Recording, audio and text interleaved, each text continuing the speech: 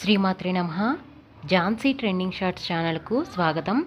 మీరు గనక మన ఛానల్ని మొదటిసారి చూస్తున్నట్లయితే ప్లీజ్ సబ్స్క్రైబ్ చేసుకోండి.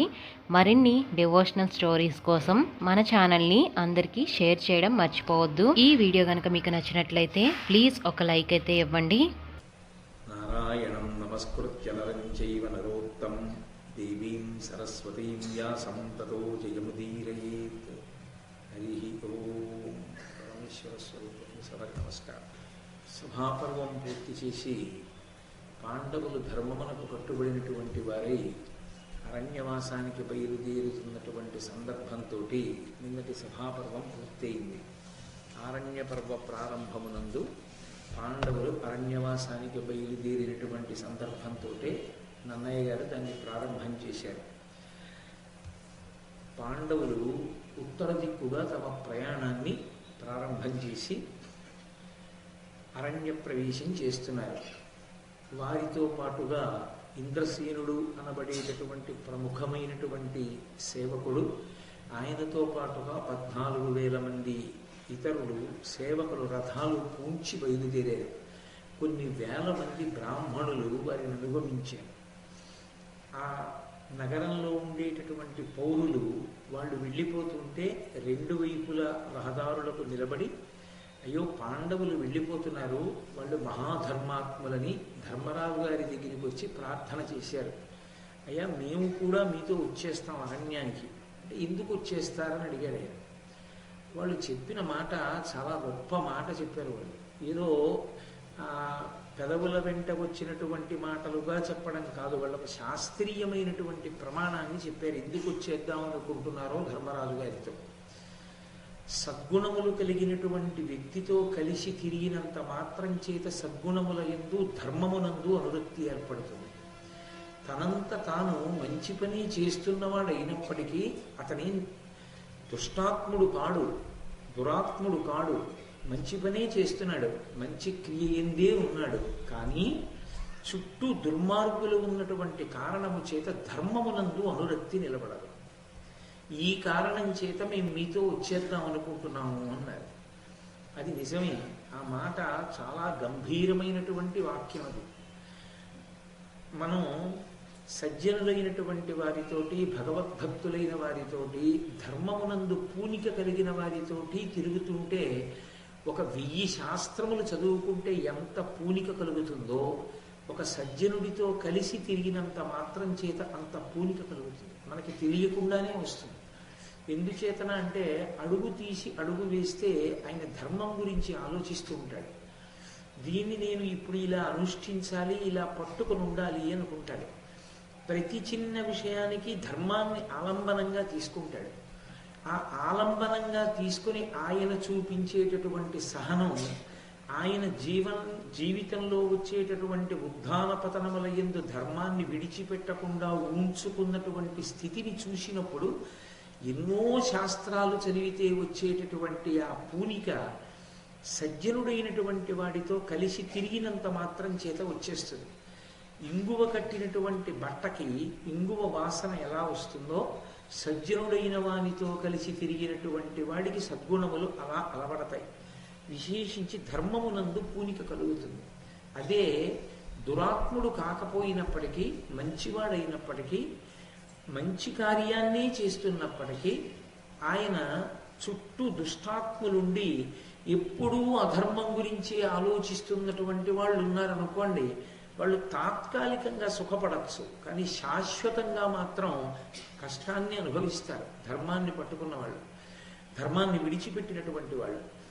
మీకు అదే ధర్మాన్ని పట్టుకున్న వాడికి అధర్మాన్ని పట్టుకున్న వాడికి తేడా అక్కడే ఉంటుంది. మీరు శ్రీరామాయణం చూడండి, ఒక అనుమానం వస్తుంది. రావణాసురుడు బతికున్నంతకాలం భోగాలన్నీ అనుభవించాడు, అధర్మాన్ని పట్టుకున్నాడు. ఆయన ఏం కష్టపడలేదు. చిట్ట చివర రామచంద్రమూర్తి చేతిలో చచ్చిపోయాడు యుద్ధంలో. ఎప్పుడో ఒకప్పుడు చచ్చిపోవాలిగా, యుద్ధంలో చచ్చిపోయాడు, వీరమరణాన్ని పొందాడు. అయిపోయింది అక్కడితో. రాముడు ధర్మాన్ని పట్టుకున్నాడు. రాముడు చాలా కష్టాలు పడ్డాడు. అన్నీ ఇన్ని కష్టాలు కావు, అన్ని కష్టాలు పడ్డాడు. చిట్ట చివరికి రాముడు సింహాసనాన్ని అధిష్ఠించాడు. అప్పుడు కూడా ధర్మం కోసం మళ్ళీ భార్యకి దూరంగా జీవనం చేయవలసి వచ్చింది. ధర్మాన్ని పట్టుకున్నవాడు పడ్డ సుఖం ఏమిటి, అధర్మాన్ని పట్టుకున్నవాడు పడ్డ కష్టం ఏమిటి? ఏమిటి తేడా రెండింటికి? అప్పుడు ఏది మనకి సహజంగా ఆదర్శవంతంగా అనిపిస్తుంది? ఏమి రావణాసురుల్లో బతికితే వచ్చిన నష్టం ఏముంది? ఎవడు పడతాడు ఆ కష్టాలని? ఎందుకు వచ్చింది? ధర్మం పట్టుకుని రామచంద్రమూర్తి ఏం సంతోషపడ్డాడనిపిస్తుంది. కానీ అది కాదు. అధర్మం పట్టుకున్నవాడు సంతోషంగా ఉన్నట్లు మనకు అనిపిస్తుంది, కానీ వాడు భద్రతతో ఉండడు, వాడు సంతోషంగా ఉండడు. నిజానికి మనసు లోపల ఎప్పుడూ ఉద్విగ్నతతోటే ఉంటాడు, ఎప్పుడూ భయంతోనే ఉంటాడు. భయానికి మరణము యొక్క మారు పేరు అని పేరు.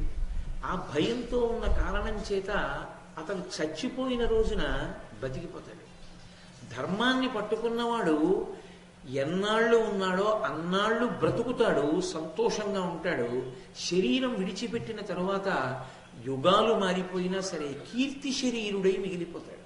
ఆయన శరీరం వెళ్ళిపోతుంది, కానీ ఆయన కీర్తి శరీరంగా మిగిల్చుకుని వెళ్ళిపోతాడు. ఆయన గురించి ఎక్కడ మాట్లాడినా ఎవరు మాట్లాడినా ఆ కీర్తిని ఉదాహరిస్తారు. ఆయనలా బ్రతకండి అని చెప్పుకుంటారు. అందుకే ధర్మం పట్టుకున్నవాడు కష్టపడ్డట్టుగా అనిపించచ్చు, కానీ ధర్మాన్నే పట్టుకోవాలి. మంచిగా ఉన్నవాడి చుట్టూ అధర్మాత్ములు చేరారనుకోండి, అధర్మం పట్టుకుని వాళ్ళంత బాగున్నప్పుడు నేను ఈ ధర్మం పట్టుకోవలసిన అవసరం ఏమిటనేటటువంటి చిన్న చాంచల్యం మనసులో కలిగే అవకాశం ఉంటుంది. అందుకని మేము దుర్యోధనాదుల యొక్క పరిపాలనలో ఉండాలనుకోవట్లేదు. మీరు వెళ్ళిపోతున్నారు అరణ్యానికి ధర్మాత్ములు. 13 సంవత్సరముల కాలం తర్వాత ఏం జరుగుతుందో ఎవరికి తెలుసు. శుభం జరగాలని, మీరు తిరిగి రావాలని మేము కోరుకుంటాం. కానీ ఈ 13 సంవత్సరములలో మా మనసు అధర్మమునందు పూనికని పొందితే మేము పాడైపోతాం, మా జీవుడు పాడైపోతాడు.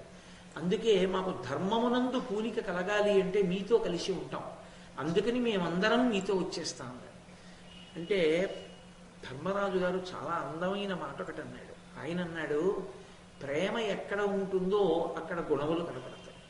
మీకు మా యందు చాలా విశేషమైన ప్రేమ, అందుచేత లేని గుణములు మా యందు ఉన్నట్లుగా మీకు కనపడుతున్నాయి తప్ప నిజమే మేమంత గుణవంతులమే అనకూడదు. అందుకని ఆయన తనని తాను పొగుడుకోలేదు. లేని గుణములు మా యందు ఆపాదించి మేము చాలా మంచివాళ్ళమన్న భావన మీరు పొంది ఉన్నారు. మీకు ధర్మమునందు ఉన్నటువంటి అనురక్తియే మిమ్మల్ని కాపాడుతుంది కదూ అని మనసులో సంకల్పం చేసుకుని, మీరు మాతో రావద్దు, మేము వెడుతున్నది అరణ్యవాసానికి. అరణ్యవాసం అంత తేలికైన విషయం ఏం కాదు, చాలా క్లేశభూయిష్టంగా ఉంటుంది. ప్రభు అన్నవాడు ప్రజలు సుఖపడేటట్టుగా చూడాలి తప్ప ప్రయత్నపూర్వకంగా కష్టపెట్టకూడదు. జనపదంలోనే ఉండండి, నగరంలో ఉండండి అని చెప్పి ఆయన బయలుదేరి వెళ్ళిపోయాడు. ఆ పౌరులందరూ వెనక్కి తిరిగి వచ్చేశారు. ఆ వెళ్ళినటువంటి ధర్మరాజు గారు గంగానదీ తీరాన్ని చేరుకున్నాడు. గంగే. ఏ పురాణంలో చూసినా సాధారణంగా 2 పేర్లు కనపడతాయి. ఒకటి గంగానది, 2 కాశీరాజు. ఈ 2 కనపడకుండా ఉండవు. కాశీరాజు గారి పేరు సాధారణంగా చెప్పరు పురాణంలో. కాశీరాజు గారి కూతుళ్ళు అంటారు, కాశీరాజు గారు అంటారు. ఆ కాశీ పట్టణానికి ఉన్నటువంటి గొప్పతనం అటువంటిది, ఆ గంగా నదికి ఉన్నటువంటి గొప్పతనం అటువంటిది. ఎంత కష్టంలో ఉండనివ్వండి, మనసు ఎంత సంక్షుభితంగా ఉండనివ్వండి, అసలు ఆ కాశీపట్టణ వాసము, ఆ గంగానది స్నానము, ఈ 2 అంత ప్రశాంతతని ఇచ్చేస్తాయేమో, అంత సంతోషాన్ని ఇస్తాయేమో అనిపిస్తుంది. అందుకే ఆ గంగానది తీరాన్ని చేరుకుని ప్రమాణము అనబడేటటువంటి ఒక పెద్ద మర్రి చెట్టు కిందకి చేరారు వీళ్ళు పాండవులు. చేరి తమ పురోహితుడైనటువంటి ధౌమ్యునితో కలిసి ఆ మర్రి చెట్టు కింద కూర్చుని ఉన్నారు. పందెం వేసినప్పుడు శకుని నియమం పెట్టాడు కదూ, వేర్లు, దుంపలు, తేనె, ఫలములు ఇటువంటివి తప్ప మాంసాహారాదులు భుజించకూడదు వాళ్ళు. అందుకని ఆ మర్రి చెట్టు కింద చేరి గంగానది స్నానం చేసి ఏదో తపస్సులో ఉన్నవారిలా జింక చర్మాన్ని కట్టుకుని అక్కడ కూర్చుని ఉన్నారు. అక్కడ కూర్చుని ఉన్నటువంటి సందర్భంలో అకస్మాత్తుగా ఒక విశేషం జరిగింది. పరుబడి అగ్నిహోత్రములు బంధులు శిష్యులు తోడరా మహీసురవరులెల్ల పాండు నృపసూనుల యుద్ధపు ప్రీతి నీగుదించిరి. బహు వేదఘోషముల చేసి నిరస్త సమస్త కిల్బిషోత్కరులగుచున్న ధన్యులు జగత్ పరిపూజ్యులు బ్రహ్మ సంహితులు. కొన్ని వేల మంది బ్రాహ్మణులు వచ్చారు. వాళ్ళందరెవరో వచ్చిన వాళ్ళు పరుబడి అగ్నిహోత్రములు బంధులు శిష్యులు తొడరా మహీసురవరులెల్లా. వాళ్ళందరూ నిత్యాగ్నిహోత్రీకులు. వాళ్ళు నిత్యము అగ్నిని ఆరాధన చేస్తారు. నిజానికి భారతీయ ధర్మమునందు సనాతన ధర్మంలో చాతుర్వర్ణముల వారు నిత్యాగ్నిహోత్రీకులే. అందరికీ అగ్నిహోత్రం ఉండాలి. అగ్నిహోత్రం బ్రాహ్మణులకొక్కరికీ కాదు. మీరు జాగ్రత్తగా శాస్త్రాన్ని చూస్తే మీకు అర్థమవుతుంది. 4 వర్ణముల వారికి అగ్ని ఆరాధన ఉన్నది. అసలు యథార్థంగా చెప్పాలంటే సనాతన ధర్మమునందున్నాడు అన్న మాటకు అర్థం ఏమిటంటే విశేషమైనటువంటి అగ్ని ఆరాధకుడు అని గుర్తు. అగ్నిని సనాతన ధర్మంలో ఆరాధన చేసినట్లుగా ఇక ఏ విశ్వాసమునందు మీకు అగ్ని ఆరాధన అంత గొప్పగా కనపడదు. అంత గొప్పగా ఆరాధన చేస్తారు. అసలు గృహస్థాశ్రమంలోకి ప్రవేశించగానే చేసే మొట్టమొదటి పని ఏమిటి అంటే అగ్ని ఆరాధనమే. అందుకే అది అర్ధరాత్రి 2 గంటలకి సుముహూర్తం అవనివ్వండి, ఎక్కడ ఆపు చేస్తారు అంటే ప్రధాన హోమం చేయించేస్తారు, రాత్రే చేయిస్తారు. ఆ ప్రధాన హోమం చేసేటప్పుడు అగ్ని ఎక్కడి నుంచి తీసుకురావాలి అంటే తండ్రి గారి అగ్నిహోత్రంలోంచి తీసుకురావాలి. న్యాయంగా కొడుక్కి తండ్రి అగ్నిహోత్రంలోంచి అగ్నిహోత్రం తీసుకొచ్చి కొడుకు వెలిగిస్తాడు. ఆ వెలిగించిన అగ్నిహోత్రాన్ని అతని భార్య సంరక్షిస్తుంది. అందుకు గృహస్థాశ్రమ ప్రవేశం. అలా అగ్నిహోత్రం లేకపోతే యథార్థానికి ఆ పత్తిని స్వీకరించి ఆమె పొందవలసిన పుణ్యాన్ని పోగొట్టినవాడే అవుతాడు పురుషుడు. చెయ్యట్లేదు కదా అని చెప్పి శాస్త్రాన్ని చెప్పనివాడు కృతజ్ఞుడు. ఉన్నమాట ఉన్నట్టు చెప్పాలి. కాబట్టి అసలు భార్యని స్వీకరించడం ఎందుకు అంటే అగ్ని సంరక్షణ కొరకు స్వీకరిస్తారు. ఇంట్లో ఉన్న అగ్నిహోత్రాన్ని ఆమె రక్షిస్తుంది. ఆమె వంట చేసుకుంటూ అటు తిరుగుతూ ఇటు తిరుగుతూ ఊక తీసుకొచ్చి ఆ అగ్నిలో వేస్తూ ఉంటుంది. ఆ అగ్ని రగులుతూ ఉంటుంది. దాన్నే మళ్ళీ యజ్ఞం చేసినప్పుడు విశేషాగ్నిగా పక్కన యజ్ఞగుండాన్ని ఏర్పాటు చేస్తారు. ఆ అగ్నిహోత్రం ఎప్పుడు అయిపోతుంది అంటే ఏ వ్యక్తి వివాహ సమయంలో ఆ అగ్నిహోత్రాన్ని ఆరాధన చేయడం మొదలుపెట్టాడో ఆ అగ్నిహోత్రాన్ని అతని శరీరం పడిపోయిన తర్వాత మళ్ళీ అతని కొడుకు దాన్ని ముందు పట్టుకుని బయలుదేరతాడు. దాన్ని ముందు పట్టుకుని బయలుదేరి చితి పేర్చి ఈ అగ్నిహోత్రాన్ని రగల్చి ఇన్నాళ్ళు అగ్నిహోత్రంలో హవిస్సు ఇచ్చిన తండ్రినే హవిస్సుగా వేసేస్తాడు. అప్పటితో అక్కడికి ఆ అగ్నిహోత్రం పూర్తవుతుంది. తప్ప బ్రతికున్నంత కాలము అగ్ని ఆరాధనమే. అగ్ని ఆరాధనమే సమస్త శ్రేయస్సులకు కారణము. అందుకే శ్రియమిచ్చేత్ హుతాశన, సమస్తమైనటువంటి లక్ష్మీ కటాక్షమునకు కారణమేది అంటే కేవలము అగ్నిహోత్రమే. ఆ అగ్నిహోత్రుణ్ణి ఎవరు ఆరాధన చేస్తారో, ఎవరు అగ్ని కార్యాన్ని చేస్తూ ఉంటారో వాళ్ళకి ఒక విశేషమైనటువంటి లక్షణం ఉంటుంది. వాళ్ళకి పాపం ఉండదు. వాళ్ళ పాపము కాలిపోతూ ఉంటుంది. పాపం అంటే చెయ్యకూడని పని అన్న భావనతో మీరు తీసుకోకూడదు. అది కావాలని చేస్తూ మళ్ళీ కాల్చుకోవడం కాదు పాపాన్ని. శాస్త్రమునందు ఎలా బ్రతకమని చెప్పి ఈశ్వరుడు మనకి శాసనం చేశాడో తప్పనిసరి పరిస్థితుల్లో ఎప్పుడైనా అలా బ్రతకడంలో దోషం వస్తే తద్దోషము పాపము. అది ఈశ్వరుణ్ణి చేరడానికి అడ్డొచ్చింది. మీరు ఒక్క విషయం బాగా గమనించండి. నాకు దగ్గర ఎందుకు అవుతారు అంటే మీకు తేలిగ్గా అర్థం అవడానికి ఉదాహరణ చెప్తున్నాను. నాకు దగ్గర అయ్యేది దేనికి అవుతారంటే నేను చేసేటటువంటి ప్రసంగాలు విని ఇతను నేను ఎలా చెప్తున్నానో అలా బ్రతుకుతున్నాడు, నన్ను నమ్మి ఉన్నాడు, ఇతను నేను చెప్పినవే పట్టుకుంటున్నాడు, వాటిని అనుష్ఠానం చేస్తున్నాడు, ఇతనిప్పుడు నన్ను మార్గదర్శకుడిగా స్వీకరించాడు, పాపం నేను చెప్పింది చేస్తూ ఉంటాడు అని నాకు తెలిసిందనుకోండి, నేను హక్కును చేర్చుకున్నాను. నన్ను నమ్ముకుని ఉన్నవాడు అని నా నెత్తి మీద పెట్టుకుంటాను. నాకు చాలా దగ్గరైన వాళ్ళందరూ ఆ కారణానికి దగ్గరయ్యారు కూడా. కాబట్టి నేను చెప్పిన మాట విన్నవాళ్ళు నాకు దగ్గరైతే పరమేశ్వరుడికి దగ్గర అవడానికి కారణం పరమేశ్వరుడు చెప్పిన మాట విన్నవాళ్ళు పరమేశ్వరుడికి దగ్గర అవుతారు. పరమేశ్వరుడు ఎక్కడ చెప్పాడు? వేదంలో చెప్పాడు. ఇలా బ్రతకండని చెప్పాడు. అలా బ్రతికిన వాళ్ళందరూ ఈశ్వరుడికి దగ్గరైపోతారు. ఎవడు బ్రతకడో, ఎవడు బ్రతకడానికి ఇచ్చగించడో వాడు దూరం అవుతాడు. అక్కడక్కడ తన ఉద్దేశ్యం లేకపోయినా ఒక్కొక్కచో పొరపాటు జరగచ్చు. ఒక ఉదాహరణ చెప్పాలి అంటే అర్ఘ్యం ఇవ్వవలసిన వాడు, సంధ్యావందనం చెయ్యవలసిన వాడు వేళ పట్టున ప్రాయశ్చిత్తార్ఘ్యపూర్వక సంధ్యావందనం చెయ్యవలసిన అవసరం లేకుండా, ప్రాయశ్చిత్తం లేకుండా 3 మాటలే అర్ఘ్యం ఇవ్వవలసిన వాడు అలా ఇవ్వలేని పరిస్థితి కలిగి ప్రాయశ్చిత్తంతో 4 మాటలు అర్ఘ్యం ఇవ్వవలసినటువంటి పరిస్థితి ఏర్పడచ్చు.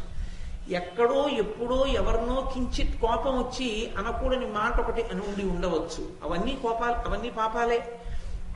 ఇప్పుడు ఆ పాపాలు దేనివల్ల పోతాయంటే అగ్ని ఆరాధనము చేత పోతాయి. అందుకే వాళ్ళు ఎక్కడికైనా వెళ్ళిపోవలసి వచ్చింది అనుకోండి, అంటే కొడుకు చేస్తాడు, ఒకవేళ శిష్యులు ఉంటారు, ఆ శిష్యులు నిజానికి ఉపనయనమైనటువంటి వ్యక్తి, ఉపనయనము అన్న మాటకు అర్థం ఏంటంటే నయనము అంటే దగ్గరగా వెళ్ళుట. దేనికి దగ్గరగా వెళ్ళుట? నయనము వెళ్ళుట. దగ్గరకు, దేని దగ్గరకు వెళ్ళాలి? దేని దగ్గరికి వెడతాడంటే గురువు గారి దగ్గరికి వెడతాడు. గురువు గారి దగ్గరికి పంపిస్తాడు. గురువు గారి దగ్గరికి పంపించడానికి చీకటి అయిపోతుంది. ఒక్కొక్క రోజున చీకటి అయిపోతే మరునాడు తీసుకెడతారు గురువుగారు వచ్చి. చీకటి అయిపోతే ఉత్తినే ఉండకూడదు కనుక గురువు గారి అగ్నిహోత్రంగా భావించి ఉపదేశం తండ్రి చేస్తాడు కనుక తండ్రి గారి అగ్నిహోత్రంలో అమంత్రకంగా, మంత్రం లేకుండా సమిధ వేస్తూ ఉంటాడు. ఎక్కడ బ్రహ్మచారి ఉన్నా అది చెయ్యాలి. బ్రహ్మచారులు తండ్రి గారి అగ్నిహోత్రంలో మంత్రం లేకుండా సమిధ వేస్తుంటారు. నేను ఇప్పటికీ కొన్ని ఊళ్ళు వెళ్ళినప్పుడు కొందరు మహాత్ముల ఇంట నేను ఆతిథ్యం స్వీకరించేటటువంటి అదృష్టం కలిగింది నాకు. వాళ్ళ ఇళ్లలో చూస్తుంటాను, తండ్రి గారి నిత్యాగ్నిహోత్రం ఉంటుంది. ఆ నిత్యాగ్నిహోత్రంలో కొడుకు సంధ్యావందనం చేసుకుని సమిధాదానం చేస్తుంటాడు, సమిధ వేస్తూ ఉంటాడు. భార్య గారు ఆ అగ్నిహోత్రాన్ని కాపాడుతూ ఉంటుంది.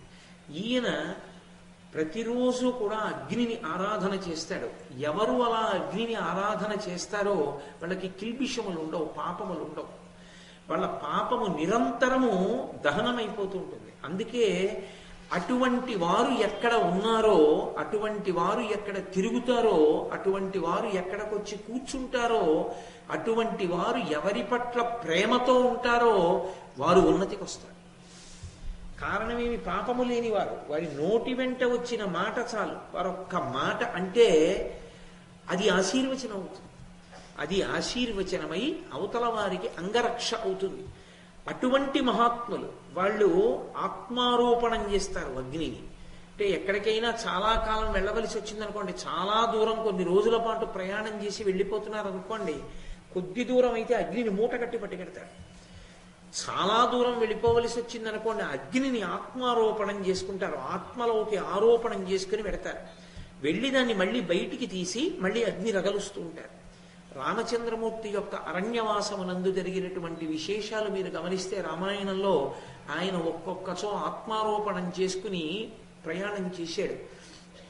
అటువంటి వారు యథార్థమునకు ఊరికి ఒక్క 10 కుటుంబాలున్నా సరే వాళ్ళ చేత ఆ ఊరంతా కూడా వృద్ధిలోకి వస్తుంది. అందుకే ఇప్పటికీ నేను మీతో సభాముఖంగా ఇవాళ ఈ విషయం చెప్పేస్తున్నాను, కానీ ఇప్పటి వరకు నేను ఎన్నడూ చెప్పని విషయం, ఏ సభలోనూ ఎక్కడా చెప్పని విషయం మీతో చెప్తున్నా ఇవాళ. అంత పవిత్రమైన సందర్భం వచ్చింది కాబట్టి. అటువంటి మహాపురుషుల యొక్క జీవితాలలో వాళ్ళు బయటికి వచ్చి మాకు ఇది లేదని కూడా ఎవరిని అడగరు. అందుకే అటువంటి కుటుంబాల యొక్క పోషణ భారాన్ని ఎవరు స్వీకరించాలంటే పీఠాలు స్వీకరించాయి. ఇప్పటికీ అటువంటి కుటుంబాలను, ఎన్నో కుటుంబాలని శృంగగిరి పీఠం, కామకోటి పీఠం పోషిస్తున్నాయి. నాకు తెలుసు చౌల సంస్కారం కూడా యథావిధిగా చేసుకున్నటువంటి కుటుంబాలు ఉన్నాయి. నేను ఆయా ప్రదేశాలకు వెళ్ళినప్పుడు వాళ్ళ ఇళ్లకి వెళ్ళి ఆ పిల్లలకి చౌలను కూడా అంత శాస్త్రీయంగా, చౌల సంస్కారం అంటే ఉపనయనానికి ముందే చేస్తారు చౌలం. ఇప్పుడంటే అది ఉపనయనంలోకి తీసుకొచ్చేస్తున్నారు, కానీ అసలు చౌల సంస్కారం చేశారు అంటే అర్థం ఏంటంటే పిలక పెడతారు. ఆ పిలక ఎప్పుడు తీయాలి అంటే ఒకే ఒక్క కారణానికి ఆ శిఖ తీసేస్తారు. సన్యాసం తీసుకుంటే ఆ శిఖ తీస్తారు, లేకపోతే ఇక ఏ కారణానికి శిఖ తీసేయకూడదు. ఒకవేళ పొరపాటున శిఖ కాని తీసేస్తే, శిఖ లేకపోతే ఇక అతన్ని పంక్తిలో భోజనానికి కూర్చోబెట్టకూడదు, అతను సంధ్యావందనం చేయకూడదు. కాబట్టి భ్రష్టుడు వాడు దేనికి పనికిరాడు. పొరపాటున శిఖ పోతే దర్భకట్టు తిరగమని చెప్పింది వేదం. శిఖ మళ్ళీ వచ్చే పర్యంతము దర్భ కట్టుకుని తిరగాలి. దాన్ని చౌల సంస్కారము అని ఉపనయనానికి ముందే పిలక పెడతారు. ఆ చౌలాది సంస్కారములను కూడా యథాశాస్త్రంగా చేసి ఇప్పటికీ అగ్నిగృహంలో అగ్నిహోత్రాన్ని ఆరాధన చేస్తున్నటువంటి కుటుంబాల ఇళ్లకి వెళ్ళి అటువంటి ఇంట్లో అడుగు పెట్టడం, అటువంటి ఇంట్లో గుక్కెడు మజ్జిగ తాగడమే నా జన్మలో చాలా గొప్ప విశేషంగా భావించి పరవశించిపోయాను నేను. ఇప్పటికీ ఉన్నాయి అటువంటి కుటుంబాలు. వాళ్ళని ఇవాల్టి రోజున నిజంగా ఇంకెవరికైనా చెప్తే వాళ్ళ మానాన వాళ్ళు ఆరాధించుకుంటేనే తెలిస్తే మూఢాచారాలనే వ్యక్తులు వాళ్ళని పోషిస్తారా? అందుకని పీఠాలు స్వీకరించాయి, గుప్తంగా పోషించి ఆ కుటుంబాలని వృద్ధిలోకి తెస్తున్నాయి. నేను మీతో యథార్థం చెప్తున్నాను, ఇంకా అటువంటి కుటుంబాలు ఉన్నాయి కాబట్టే భారతదేశానికి సునామీ ఎక్కువ మాటలు రాదు. కాబట్టి అంతటి మహితాత్ములైనటువంటి ఆ నిత్యాగ్నిహోత్రీకులైనటువంటి బ్రాహ్మణులు తమ బిడ్డలతో శిష్యులతో కలిసి వాళ్ళందరూ వేదఘోష చేస్తూ వచ్చారు. వాళ్ళు ఉత్తినే కూర్చోరు, వాళ్ళు ఎప్పుడూ వేదాన్ని ఆమ్నాయం చేస్తుంటారు. వాళ్ళు ఆ వేద మంత్రాలు చదువుతూ పరువడి అగ్నిహోత్రములు బంధులు శిష్యులు తోడరా మహీసురవరులెల్ల పాండునృపసూనుల యుద్ధకు ప్రీతి నిగుదించిరి. అది పాండవుల గొప్పతనం.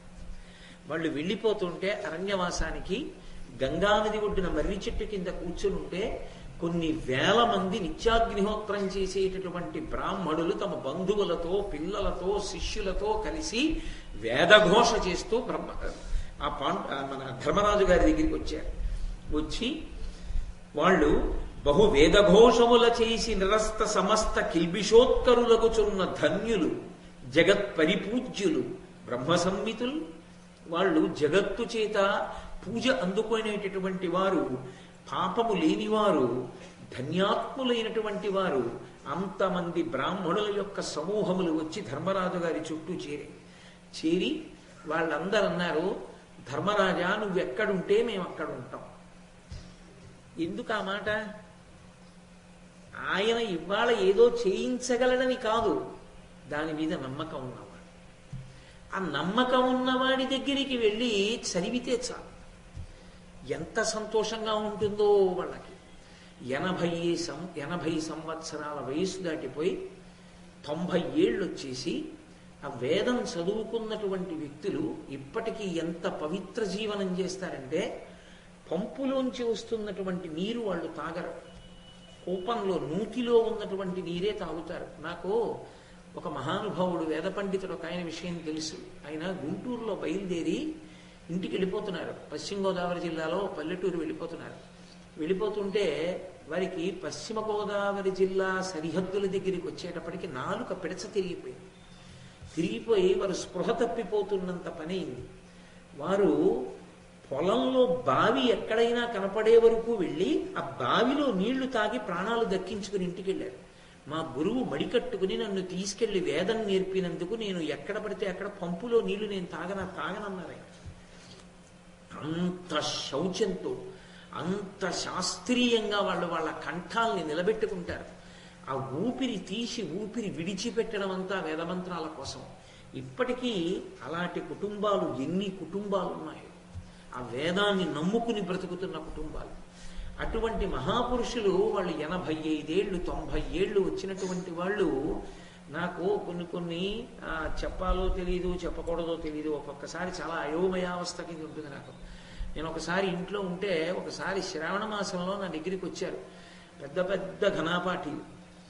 ఒక ఆయనకి 90 ఏళ్ళు ఉంటాయి, కరెంట్ లేదు, లిఫ్ట్ పనిచేయట్లేదు. ఆయన అతి కష్టం మీద పక్కన 2 శిష్యులు భుజాలు పట్టుకుంటే ఎక్కి వచ్చారు. మణికుండలాలతో ఉన్నారు, సూర్యబింబం ఎలా వెలుగుతుందో అలా వెలుగుతున్నారు. పాపం మా ఇంట్లోకి వచ్చి 4 నిమిషాలు రొప్పుతూనే ఉన్నారు. అయ్యా కూర్చోండి, సేద తీరండిని కూర్చోబెట్టి కాసిని పాలిస్తే తాగి, ఎందుకు ఇంత శ్రమ తీసుకొచ్చారు, ఎవరు మీరు ఎక్కడి నుంచి వచ్చారన్నారు. ఆయన ఎక్కడి నుంచి వచ్చారో, ఎక్కడ వేదం నేర్చుకున్నారో, ఏ వేద పాఠశాలలో ఇప్పుడు వేదం చెప్తున్నారో చెప్పి, నేను ఎందుకు వచ్చానో తెలుసా అని అడిగారు. ఎందుకు వచ్చారు అన్నాను. ఏమీ లేదు నాయన, రామాయణం విన్నానయ్యా టీవీలో నువ్వు చెప్పింది. రామాయణం ఈ రోజుల్లో అంత కష్టపడి చెప్పావు కదా, నీకు ఆశీర్వచనం చెయ్యాలని వచ్చానన్నారు. అని ఆయన 40 నిమిషాల సేపు 90 సంవత్సరాల వ్యక్తి అసలు ఆ స్వరంతో వేదం చెప్తుంటే దగ్గరగా తలుపులు తీసుంటే ఒక 10 ఫ్లాట్లకి వినపడుతుంది. అంత గొప్ప కంఠంతో ఆయన ఆ స్వస్తి చెప్పి ఆశీర్వచనం చేసి ఆయన వెడుతుంటే నిజంగా ఆయన జీవితం, ఆయన నిరపేక్ష, వాళ్ళకి వేదం మీద రామాయణం మీద ఉండే అనురక్తి, వాటిని చూసి నేను పరవశించిపోయాను. ఇప్పటికీ అటువంటి మహాత్ములు ఎందరో ఉన్నారు. వాళ్ళకి ఆ వేదం మీద నమ్మకం, ఆ అగ్నిహోత్రం మీద నమ్మకం, ఆ బ్రాహ్మణ్యం మీద నమ్మకం, పరమేశ్వరుడి మీద నమ్మకం ఉన్న పరిపాలకుడు వెళ్ళిపోతుంటే కష్టంలో మనం సుఖపడుతూ ఎక్కడో ఉండడం కాదు, మనము ఆయన వెంట వెళ్ళాలి. ఎందుకు వెళ్ళాలి? వాళ్ళ దగ్గర వేద మంత్రాలు ఉన్నాయి. ఆ వేద మంత్రముల యొక్క శక్తి చేత పాండవులకు ఏ హాని కలగకుండా రక్షించాలి. అలా రక్షించగలరా? రక్షించాడు ధౌమ్యుడు. కిమ్మీరుడన రాక్షసుడు మీద పడుతుంటే తన మంత్రముల చేత ఆయన్ని స్తంభీభూతుణ్ణి చేసి ఆ కిమ్మీరుడు పాండవుల మీద పడకుండా ఆపగలిగాడు. అతని యొక్క రాక్షస శక్తులన్నింటినీ మటుమాయం అయిపోయేటట్టుగా చేయగలిగాడు వేదమంత్రాలు చదివి. కాబట్టి వీళ్ళని రక్షించాలి. వాళ్ళు చదువుకున్నందుకు వాళ్ళ ప్రయోజనం. కాబట్టి వాళ్ళందరూ వచ్చి మేము మీతో వచ్చేస్తాం, ఇన్ని వేల మంది అరణ్యవాసం మీరు చేస్తే మేము అరణ్యంలోనే ఉంటాం. ధర్మరాజు గారు హడిలిపోయాడు. ధర్మరాజు గారు హడిలిపోయి స్పృహ తప్పి పడిపోయాడు. ఎందుకు అంటే వచ్చిన వాళ్ళు బ్రాహ్మణులు, నిత్యాగ్నిహోత్రీకులు, తాను క్షత్రియుడు. వాళ్ళకి అన్నం పెట్టి రక్షించవలసిన కర్తవ్యం తనది. తనకిప్పుడు ఏముంది? ఏమీ లేదు. ఏమీ లేనివాడు ఇంతమందికి అన్నం ఎక్కడి నుంచి పెడతాడు? తాను అన్నం పెట్టని కారణం చేత ఆకలితో ఏ ఒక్కడైనా శరీరం వదిలేస్తే ఆ పాపం తన వంశాన్నంతటినీ కట్టి కుడిపేస్తుంది. కాబట్టి మహానుభావుడు ఆయన జోక్యం చేసుకుని, అందుకే ఆ సమయానికి ఆ సలహా ఇవ్వగలిగినటువంటి వాళ్ళు ఉండాలి. ఇప్పటికీ ఆంధ్రదేశంలో ఎందరో వేద పండితులు ఘన జట చెప్పుకుంటున్నటువంటి వాళ్ళు ప్రతి నెల కొంత సంభావన పుచ్చుకొని కడుపు నిండా అన్నం తిని వేదం మీద నమ్మకంతో బ్రతకగలుగుతున్నారు అంటే కారణం ఎవరో తెలుసా? కంచికామకోటి పీఠాధిపత్యం వహించినటువంటి ప్రాతస్మరణీయులు మహాపురుషులు చంద్రశేఖరేంద్ర సరస్వతి మహాస్వామి వారు అప్పటి ముఖ్యమంత్రితో మాట్లాడి అలా వేదాన్ని నమ్ముకున్న కుటుంబాల్ని రక్షించడం మన కర్తవ్యమని తిరుమల తిరుపతి దేవస్థానం ద్వారా వేదం చదువుకున్న పండితులందరికీ కూడా కొంత భృతి ఏర్పాటు చేసి ఆ వేదం చదువుకున్న కుటుంబాలు నిలబడడానికి కారణమైన మహాపురుషులు పరమాచార్య స్వామి. ఇప్పటికీ నేను వెంకటాచలాది క్షేత్రాలకు వెళ్ళినప్పుడు కొంతమంది వృద్ధులైన వేద పండితులు కనపడి ఇదంతా పరమాచార్య స్వామి గారు పెట్టిన భిక్షనైనా మాకు అంటుంటారు. ఆయన సకాలంలో ఆయన యొక్క స్థానాన్ని సద్వినియోగం చేసి జోక్యం చేసుకుని ఎన్నో బ్రాహ్మణ కుటుంబాలని రక్షించారు. దాని వలన రాష్ట్రము ప్రభుత్వము సంక్షేమంతో ఉండాలని, దాని వలన అందరూ సుఖంగా ఉండాలని ఆయన చేయించవలసినటువంటి పని చేయించారు మహానుభావుడు. అలా ఒక్క బ్రాహ్మణుడు అన్నం లేక పడిపోతే సుక్షత్రియుడైనటువంటి నేను ఆ బ్రాహ్మణుడు పడిపోవడానికి కారణం కానా? మరి వీళ్ళని నేను ఎలా పోషించగలను? మార్గం ఉందా? లేదు. ఇది ధర్మరాజు గారికి రాజ్యమంతా పోయినప్పుడు స్పృహ తప్పిపోలేదు. తన భార్యకి అవమానం జరుగుతుంటే ఆయన స్పృహ తప్పిపోలేదు. తనని మాయాద్యూతానికి పిలిచి ఓడించి పైబట్టలు తీయించి కింద పెట్టేస్తే ఆయన స్పృహ తప్పిపోలేదు. కొన్ని వేల మంది బ్రాహ్మణులు వచ్చి మీతో అరణ్యానికి వస్తామంటే స్పృహ తప్పి కింద పడిపోయాడు. వాళ్ళని పోషించలేనేమోనని. అది ఒక పరిపాలకునకు ఉండవలసినటువంటి సహజమైన లక్షణం. తనని నమ్మిన వాళ్ళని ఎవరిని తాను ప్రధానంగా పోషించవలసిన అవసరం ఉందో వాళ్ళని పోషించలేమోనని అంత ఆర్తి ఉన్నవాడు, పోషించలేనేమోనని. స్పృహ తప్పిపోతే ఆయనకి తెలివి వచ్చిన తరువాత శౌనకుడు అనేటటువంటి మహర్షి ఆయనతో మాట్లాడుతూ ఒక మాట అంటాడు. ఏమి ధర్మరాజా ఇంత ఆర్తి పొందావు?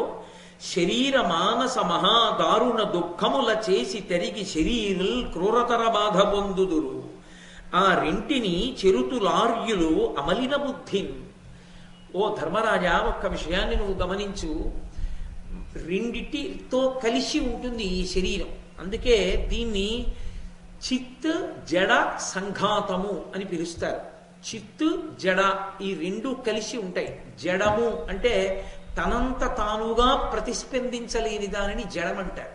ఇప్పుడు నేను అలా ఓ పిల్లి పడుకుని ఉంటే దాన్ని తోక మీద ఇలా అన్నాను అనుకోండి, అది కయ్యని నోరు తెరుస్తుంది, కరుస్తాను స్నానం, లేకపోతే అలా పోతుంది, అంటే మేవ అంటుంది, అది ప్రతిస్పందిస్తుంది. కాబట్టి అది చైతన్య ప్రాణి. జడము అంటే తనంత తాను స్పందించలేనిది. యథార్థమునకి శరీరం తనంత తాను స్పందించలేదు. ఇది ఎందుకు స్పందిస్తోంది అంటే ఇది చిత్తుతో కలిసి ఉంది.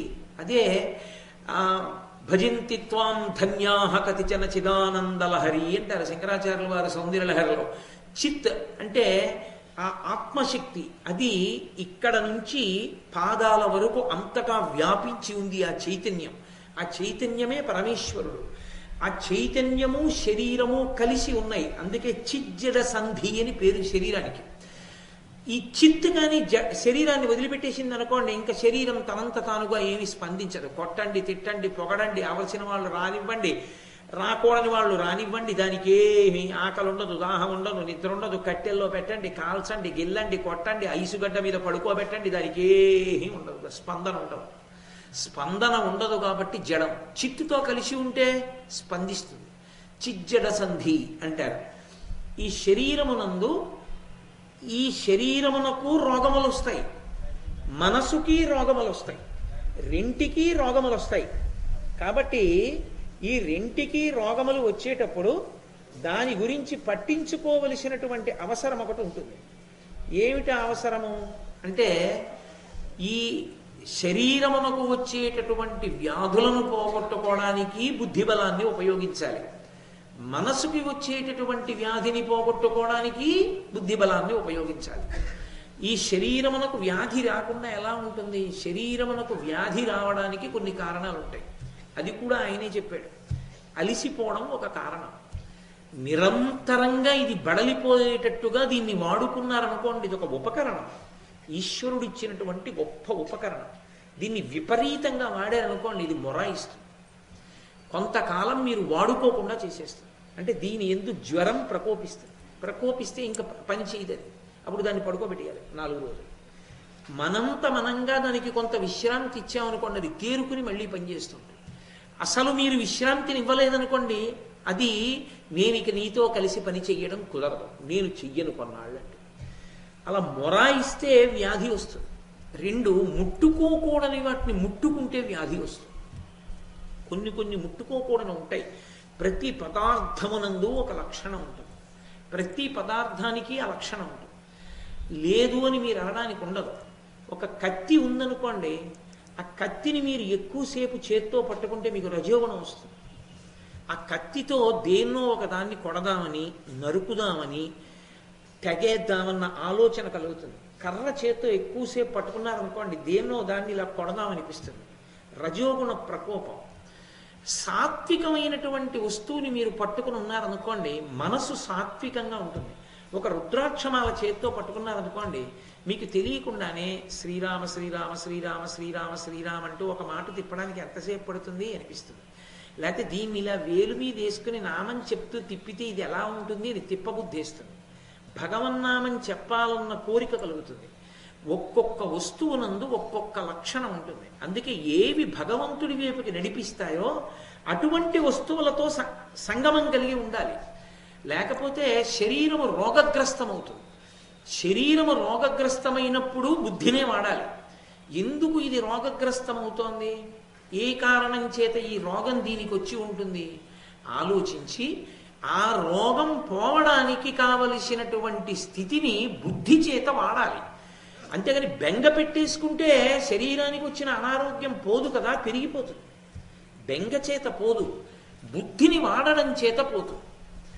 బుద్ధిని వాడినప్పుడు ఓ 10 రూపాయలు ఖర్చు అవుతాయి, 10 రూపాయలు ఖర్చు అయిపోయాయని బెంగ పెట్టుకుంటే వ్యాధి పోదు. 10 రూపాయలు పోవడం కూడా వ్యాధి యొక్క లక్షణం. కాబట్టి 10 రూపాయలు పోతే పోయాయి అని బుద్ధితో దీనికి నేను కొంతకాలం విశ్రాంతినివ్వవలసిన అవసరం ఉంది. ఇప్పుడు ఇది మళ్ళీ ఆ వ్యాధిని తగ్గించుకుని మళ్ళీ పూనికతో పనిలోకి వస్తుంది. అప్పటి వరకు నేను వేచి ఉండాలని కొద్దిగా ఎదురు చూడగలిగిన లక్షణం ఉండాలి. అంతేకాని మృత్పిండల్లా కొద్దిగా అనారోగ్యం రాగానే ఇక నేల మీద పడిపోయిన మట్టి ముద్దలా ఉండకూడదు. మీరు చూడండి, చాలా మందిలో ఒక లక్షణం ఉంటుంది. శరీరం అన్న తర్వాత అనారోగ్యము రాకుండా ఉండదు. అసలు దీని అంత సున్నితమైనటువంటి అమరిక ప్రపంచంలో ఇంకా ఎక్కడా లేదు. అంత సున్నితమైనటువంటి విషయాలతో ఇది ఉంటుంది. అన్ని సున్నితమైన విషయాలతో ఉన్నప్పుడు నీ తప్పు వలననే దాంట్లో దోషం వస్తుంది, రోగం వస్తుంది. రోగము అసలు ఈ ప్రపంచంలో ఎక్కడ ఏ సమస్య ఉన్నా అది ఈశ్వర సృష్టి కాదు. మీరు ఒకటే గుర్తుపెట్టుకోండి, ఈశ్వర సృష్టి స్పష్టము, అది సమస్యారహితము, దాని మీద సమస్యలు లేవు. సమస్యలు ఎక్కడొచ్చాయంటే మనిషి యొక్క మేధస్సులోంచి వచ్చాయి. అక్కర్లేని పనులు వీడు చేసి తెచ్చుకున్నాడు, ఈశ్వరుడు ఇచ్చింది కాదు. కానీ వీడేం చేస్తాడంటే తప్పు తను చేసి ఈశ్వరుడి మీద నెట్టేస్తాడు. నాకు ఈ రోగం ఎందుకు పెట్టాడంటాడు. ఎందుకు పెట్టాడంటే నిన్ను ఎవడు చేయమన్నాడు ఆ పని? ఒళ్ళు దగ్గర పెట్టుకుని ముందు నుంచి తెల్లవారకట్ట ఓ అరగంట నడిచుంటే నీకు మధుమేహం ఎందుకు వస్తుంది? నా ఒళ్ళు బాగుంది కదా అని నడవడం మానేశావు, మధుమేహం వచ్చింది, ఇప్పుడు చచ్చినట్టు నడుస్తున్నావు. ఈ బుద్ధి నీకు ముందుంటే మధుమేహం వచ్చేది కాదు. ఈశ్వరుడు ఎందుకంటావు? నీకు ఆయన ఇచ్చిన శరీరాన్ని ఎక్కడ వాడావు? నువ్వు సక్రమంగా దానికి వ్యాయామం ఏమి ఇచ్చావు? ఇవ్వలేదు కాబట్టి పాడైంది. ఈశ్వరుణ్ణి ఎందుకు నింద చేస్తావు? నింద చేయకు. ఇప్పుడు నువ్వేం చెయ్యాలో అది చెయ్యి బుద్ధి బలంతో. దీన్ని ఇలా వాడాలి అని వాడుకో. అంతేకాని దాని గురించి బెంగ పెట్టుకు చతికిల పడిపోతే అసలేమీ చేయలేవు. నువ్వు ఎందుకు పడిపోయావు? ఇది శౌనకుడి ప్రశ్న. మహాభారతం ఎందుకు వింటామంటే ఎప్పుడో ధర్మరాజు గారికి చెప్పడం కాదు, ఇప్పటికీ ఎప్పటికీ మనకది జవాబు. చాలా మంది విషయంలో మీరు చూడండి, ఆరోగ్యంగా ఉన్నంత కాలం వాళ్ళంత ఉత్సాహవంతులు మీకు కనపడరు. కించిత్ అనారోగ్యం రానివ్వండి, వాళ్ళంత చతికిల పడిపోయే వాళ్ళు ప్రపంచంలో వేరొకరు. రెండూ కూడా రెండు తీవ్రమైనటువంటి కోణాలు. అంత అత్యుత్సాహము పనికిరాదు, అంతటి నిరాశావాదము పనికిరాదు. అనారోగ్యం వచ్చింది శరీరానికి, అంత చతికిల పడిపోక్కర్లేదు. దానికి తగిన విశ్రాంతి దానికి ఇచ్చి జాగ్రత్తగా ఎదుర్కొనే ప్రయత్నం చెయ్యాలి. అది బుద్ధిమంతుడి లక్షణం. బుద్ధితో తట్టుకోవాలి. రెండు, మనసుకి కష్టం వస్తుంది. మనసు పైకి శరీరంలా కనపడదు, కానీ దానికో కష్టం వస్తుంది ఒకప్పుడు. ఏదో నువ్వు అనుకోనటువంటి సంఘటనలు కొన్ని జరుగుతాయి. 365 రోజులు మనం బ్రతికినన్నాళ్ళు ఒకేలా బ్రతకడం ఎప్పుడూ సాధ్యం కాదు. ఒకప్పుడు నీ ఇంటికి వచ్చిన వాళ్ళందరికీ తలుపు తీసి నువ్వు మాట్లాడావు. ఓ 4 నెలలు నీ ఇంటికి ఎవరిని రాకుండా ఉంచవలసిన సందర్భం కూడా నీకు రావచ్చు. ఒకప్పుడు నువ్వు చతికిల పడిపోక్కర్లేదు. దానికి నీకు వచ్చిన దానిని ఎందుకు వచ్చిందో, అది ఎంత మంగళప్రదమో ఎంత శుభప్రదమో, నీకు అది ఎంత కర్తవ్యతానిష్టతో కూడుకున్నదో చూసుకుని నువ్వు సంతోషంగా ఇంకొక ప్రత్యామ్నాయాన్ని ఏర్పాటు చేసుకోవాలంతే. తప్ప ఏదో మనసుకో చిన్న కష్టం వస్తుందో, కష్టం అనేటటువంటిది మనసుకి శరీరం అంతా బాగుంది, ఆరోగ్యం బాగుంది, రక్తపోటు లేదు, ఏమీ లేదు, కానీ మనసు బాధపడే సంఘటన ఏదో జరిగింది. ఏదో జేబులో పెట్టుకున్న పరుసు దేవాలయంలో కొట్టేశాడు ఎవరో. అరే దేవాలయంలో పరుసు పోయిందిరా, బాధపడింది, మనసు బాధపడింది. వెంటనే